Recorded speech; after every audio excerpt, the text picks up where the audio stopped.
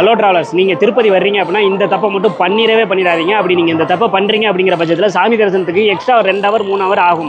அதனால் நாங்கள் அந்த தப்பை பண்ணி எக்ஸ்ட்ரா ஒரு 2 ஹவர் 3 ஹவர் வந்து சாமி தரிசனத்துக்கு லேட் ஆச்சு. அதனால் நீங்கள் இந்த தப்பை மட்டும் பண்ணிடாதீங்க. இந்த மாதிரியான யூஸ்ஃபுல்லான இன்ஃபர்மேஷன் பயண வழிகாட்டியெல்லாம் தெரிஞ்சு வந்துச்சுன்னா மறக்காம நம்ம சேனலை சப்ஸ்கிரைப் பண்ணி வச்சுக்கோங்க.